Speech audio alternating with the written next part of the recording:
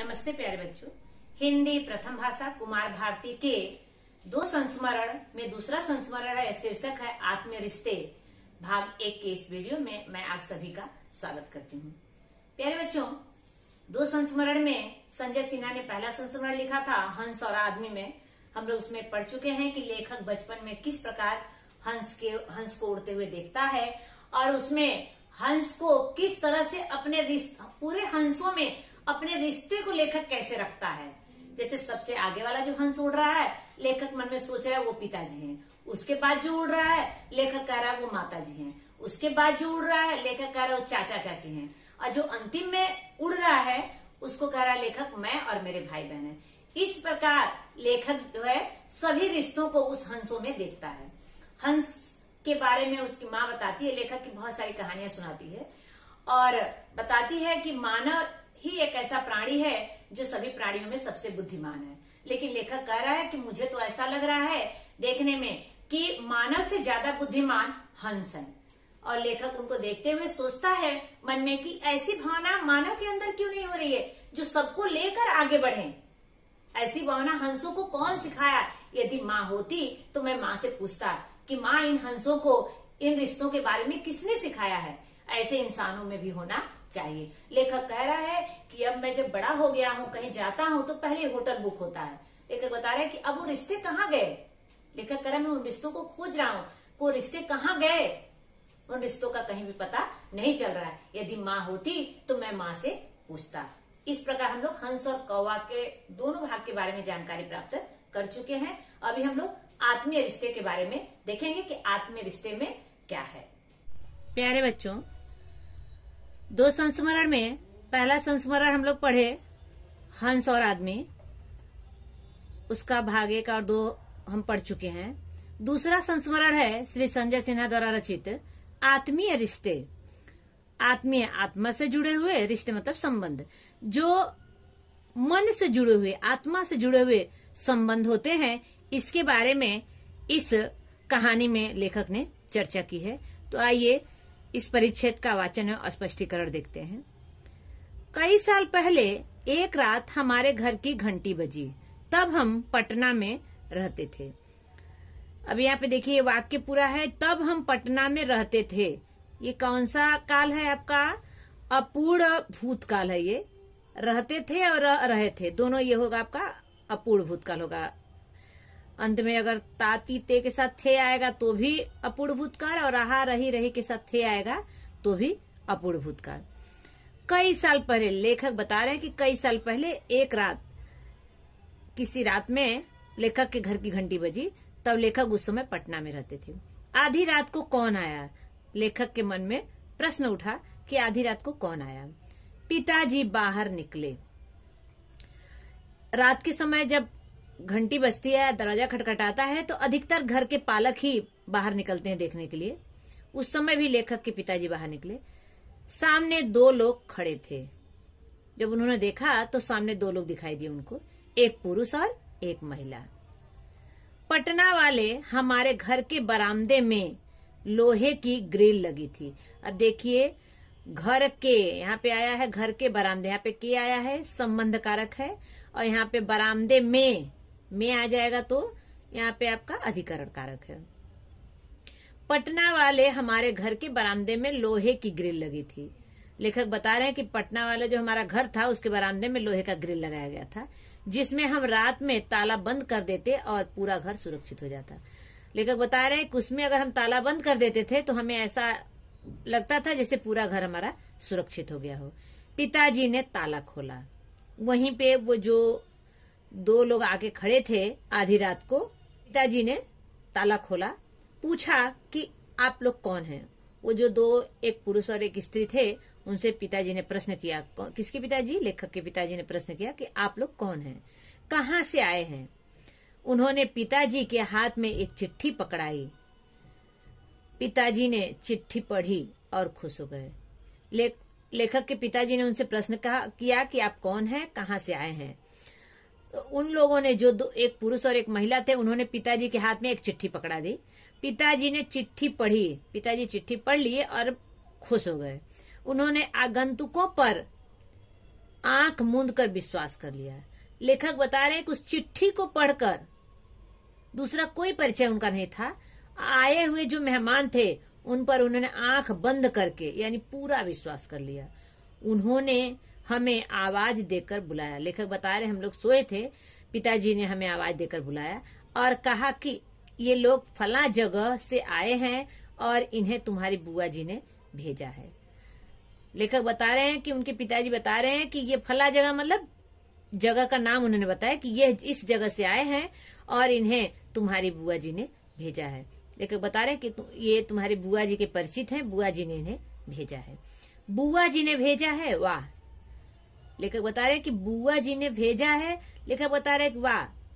अब यहाँ पे देखिए विस्मयादि बोधक चिन्ह है ये। बता रहे अगर बुआ जी ने भेजा है तब तो कोई पूछना ही नहीं है। अर्थात पिताजी उन पे इतना विश्वास करते थे कि सिर्फ इतना पता चल गया कि बुआ जी ने भेजा है, फिर आगे कुछ भी पूछना नहीं है। अब हमारे लिए ये जानना जरूरी नहीं था कि वह कौन है, कहाँ से आए हैं। बुआ जी का कहा पत्थर की लकीर था। बता रहे अब हमारे लिए ये जानना जरूरी नहीं था कि वो कौन है और कहाँ से है, बस बुआ जी ने भेजा है इतना ही जान लेना हमारे लिए काफी था। और वो क्या हो गया, पत्थर की लकीर था। मतलब वह एकदम अटल था, वह एकदम अटल था, पक्का था, उसको कोई काट नहीं सकता, तो उस बात को मानना ही है। उन्हें हमारी बुआ जी ने भेजा था, यही जान लेना बहुत बड़ी बात थी। लेकिन बता रहे हैं कि बस बुआ जी ने भेजा था ये पता चल गया, ये बहुत बड़ी बात है। सर्दी की वह रात थी, फटाफट उनके सोने के लिए एक बिस्तर का इंतजाम किया गया। बता रहे ठंडी के मौसम था, फटाफट उनके सोने के लिए बिस्तर का इंतजाम किया गया, क्योंकि ठंडी के मौसम में सबसे जरूरी है सोते समय उनकी सुरक्षा। हम दोनों भाई 2 रजाइयों में लिपटे थे। लेखक बता रहे हम 2 भाई 2 रजाई अलग अलग ओढ़े थे। हमारी एक रजाई ले ली गई और कहा गया कि दोनों भाई एक ही रजाई में घुस जाओ। लेखक बता रहे हैं कि हमारी एक रजाई ले ली गई और कहा गया कि दोनों भाई एक ही रजाई में सो जाओ। एक रजाई नए मेहमान को देनी है, एक रजाई नए मेहमान को देनी है। अगर देखिए आपको अर्थों के आधार पर ये वाक्य परिवर्तन करना है तो एक रजाई नए मेहमान को देनी है। अब इसमें ये भी लिखते हो तो एक रजाई, अगर प्रश्नार्थक में कर रहे हो तो एक रजाई किसको देनी है, एक रजाई किसको देनी है, या नए मेहमान को कितनी रजाई देनी है। क्यों, कहाँ, कैसे, कितने भी आप बना सकते हैं। हमें याद है हम पहली बार उनसे मिल रहे थे।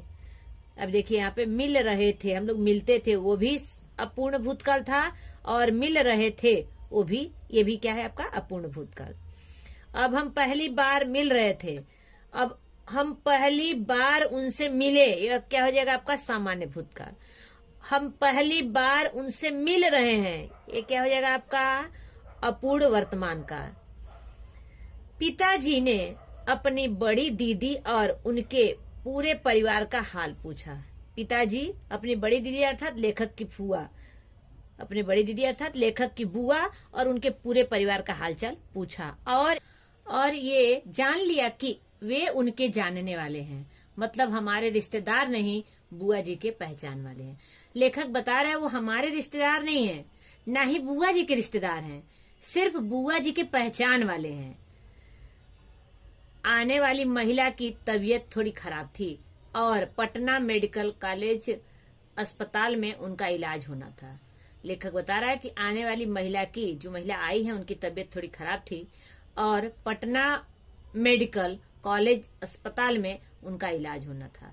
अब देखिए ये रचना के आधार पे देखेंगे तो कौन सा वाक्य है ये, आने वाली महिला की तबीयत थोड़ी खराब थी, ये आपका स्वतंत्र वाक्य है, और पटना मेडिकल कॉलेज अस्पताल में उनका इलाज होना था, ये भी स्वतंत्र वाक्य है। 2 स्वतंत्र वाक्यों को जोड़ने का काम कौन कर रहा है, और इसलिए कौन सा वाक्य है रचना के आधार पर, संयुक्त वाक्य ये। चूंकि वह मेरी बुआ जी को जानते थे और बुआ जी के छोटे भाई का परिवार पटना में था। लेखक बता रहे हैं कि वो मेरी बुआ जी को जानते हैं और बुआ जी के छोटे भाई का परिवार पटना में, तो छोटे भाई का परिवार था लेखक के पिताजी का, इसलिए ये तो सोचने की बात नहीं थी कि वह कहाँ रहेंगे। पहले लेखक बता रहे हैं कि रिश्तों में इतना प्रगाढ़ता थी कि सिर्फ इतना पता है कि बुआ जी के छोटे भाई यहाँ पे रहते हैं, तो ये सोचने की बात नहीं है। बुआ जी अपने किसी भी पहचान वाले को वहां पे भेज सकती हैं। वह बिना किसी पूर्व सूचना के हमारे घर पहुंच गए थे। लेखक बता रहे हैं कि पहले कोई सूचना नहीं मिली थी। उनकी ट्रेन आनी तो शाम को थी, लेकिन ट्रेन के टाइम से न चलने का बुरा कौन मानता है। लेखक बता रहे कि उनकी ट्रेन का टाइम शाम को था, लेकिन 5 घंटा ट्रेन लेट होने के कारण यह रात को पहुंची, आधी रात को पहुंची। ट्रेन 5 घंटे लेट पहुंची थी और हमारे वह मेहमान बिना खाए पिए आधी रात में हमारे घर पहुंच गए थे। लेखक बता रहे हैं कि वो 5 घंटे लेट पहुंची थी और ये मेहमान बिना खाए पिए आधी रात को हमारे घर आ गए। फटाफट खाना बना, सोने का जुगाड़ हुआ।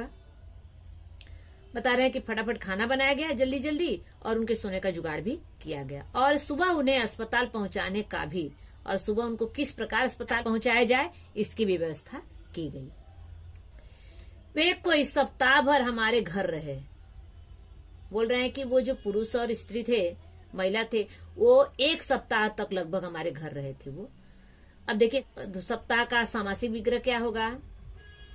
सप्ताह का सामासिक विग्रह 7 दिनों का समूह। कौन सा समास? द्विगु समास। हम खूब घुल मिल गए। अब यहाँ देखिए शब्द युग्म है घुल मिल। हम रोज ठहाके लगाते। लेखक बता हम इनसे इतना हिल मिल गए, खुल मिल गए कि हम रोज ठहाके लगाते, उनके साथ बैठ के खूब हंसी मजाक करते थे, साथ खाते और पूरी मस्ती करते, साथ खाना भी खाते थे और उनके साथ बहुत हंसी खुशी से अपना बीतने लगा। ऐसा लग रहा था मानो हम सदियों से एक दूसरे को जानते हों। लेखक बता रहे इतना अच्छा लग रहा था, ऐसा लग रहा था बहुत दिनों से हम उनको जानते हों। बुआ जी ने तिल की मिठाई भेजी थी। दिल्ली में उसे गजक कहते हैं, हमारे यहाँ सब तिलकुट कहते थे। लेखक बता रहे हैं कि बुआ जी ने तिल की मिठाई भेजी थी, दिल्ली में उसको गजक कहा जाता है और हमारे यहाँ तिलकुट कहते हैं। हम सबने तिल और गुड़ की उस मिठाई को खूब मजे लेकर खाया। लेखक बता रहे हैं जो तिल गुड़ की मिठाई थी हमने खूब मजे लेकर खाया, मतलब बहुत अच्छा लगा हमें। हमारी बुआ जी सारे संसार का ख्याल रखती थी और भाई भतीजों में तो उनकी आत्मा ही बसती थी। लेखक बता रहे हैं कि हमारी बुआ जी बहुत अच्छी हैं, सभी लोगों का ध्यान रखती हैं, उनका ऐसा नेचर है, उनका ऐसा स्वभाव है कि सबका ध्यान रखती हैं। और बता रहे हैं कि अपने भाई भतीजों में तो जैसे उनकी जान बसती है, उनकी आत्मा बसती है, मतलब आत्मिक प्रेम था लेखक के बुआ से, लेखक के पिताजी का और लेखक का भी अपनी बुआ से। आइए बच्चों कठिन शब्दों को देख लेते हैं। इसमें शब्दार्थ आया है, इसमें देखिए रिश्ते, रिश्ता, रिश्ता तो क्या है आपका? संबंध। रिश्ता का संबंध। आगंतुक, आगंतुक, आगंतुक मतलब आने वाली जो है, आने वाले। फिर अगला है खाना फटाफट। फटाफट का हो गया क्या? तुरंत, तुरंत। फिर इंतजाम, इंतजाम, लेकिन बता नहीं इंतजाम किया गया, सब चीज का इंतजाम किया गया, इंतजाम का प्रबंध किया गया।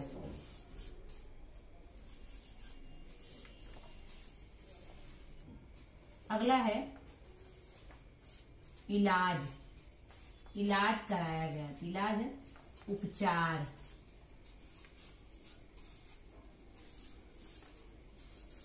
लेखक आया था ना, लेखक ने को कोई पूर्व सूचना नहीं थी। पूर्व मतलब कोई पहले सूचना नहीं मिली थी पहले।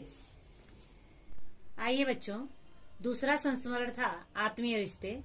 उसका हम लोग भाग 1 का परिच्छेद का आकलन कृति करते हैं।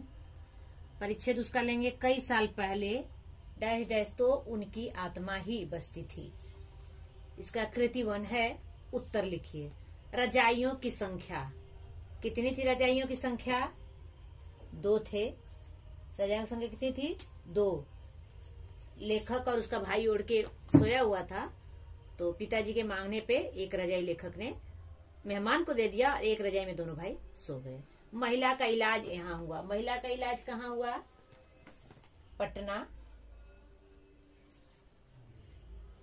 Patna medical college.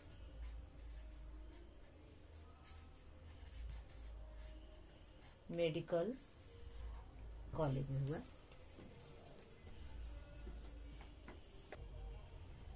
तीसरा है, देखिए, बुआ जी के छोटे भाई का निवास स्थान कहाँ पे था? निवास स्थान पटना में। कहाँ पे था? पटना में। ट्रेन इतने घंटे लेट थी। ट्रेन कितने घंटे लेट थी? ट्रेन 5 घंटे। कितने घंटे? 5 घंटे। अब देखिए दूसरा है, इसमें ऐसे 2 प्रश्न तैयार कीजिए जिनके उत्तर निम्नलिखित शब्द हों। ऐसे प्रश्न बनाना है जिनका उत्तर यह है। तो बीमार व्यक्ति का इलाज कहाँ किया जाता है? अस्पताल में। बीमार व्यक्ति का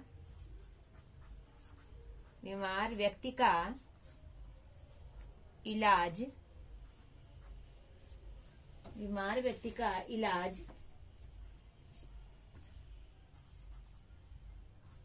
कहाँ किया जाता है? प्रश्न तैयार हो गया, उत्तर हो गया आपका अस्पताल में। अगला क्वेश्चन है, लोहे की पटरियों पर कौन दौड़ती है? लोहे की पटरियों पर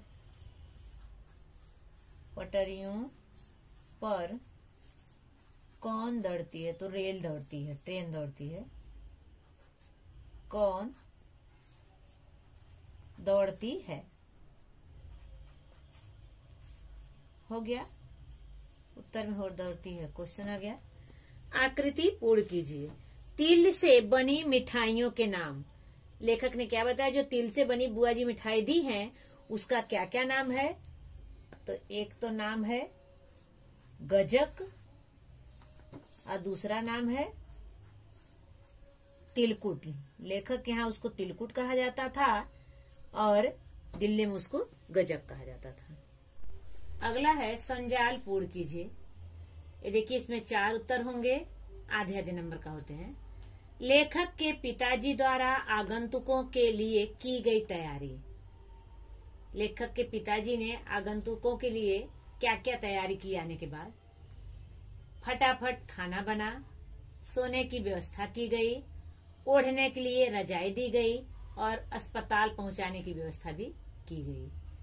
फटाफट खाना बना, सोने की व्यवस्था की गई, ओढ़ने के लिए रजाई दी गई, अस्पताल पहुंचाने की व्यवस्था की गई। अगला है, आकृति पूर्ण कीजिए। बुआ की आत्मा इनमें बसती है। किसमें बसती है? भाई और भतीजे में। भाई और भतीजे में बुआ जी की आत्मा बसती, मतलब बुआ जी अपने भाई भतीजों को बहुत प्रेम करती थी। अगला है 6वां, उत्तर लिखो। लेखक इस घटना को याद करके खुश हो जाता है। कौन सी घटना को? लेखक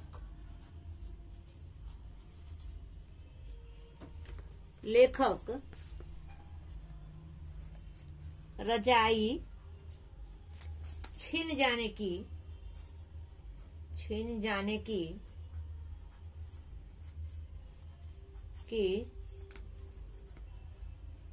घटना को याद कर खुश हो जाता है। इतना ही लिखना है आपका। लेखक रजाई छीन जाने की घटना को कौन सी क्या याद करके? तो लेखक रजाई छीन जाने की घटना को ही याद कर खुश हो जाता है। लेखक का भोपाल से दिल्ली जाने का उद्देश्य। लेखक भोपाल से दिल्ली क्यों गया था? नौकरी क्या उद्देश्य था? नौकरी करना। नौकरी करने के लिए दिल्ली गया था लेखक। अगला है लेखक के मामा की चिट्ठी इनके नाम। किसके नाम थी?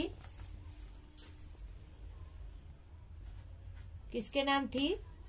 जज के नाम थी।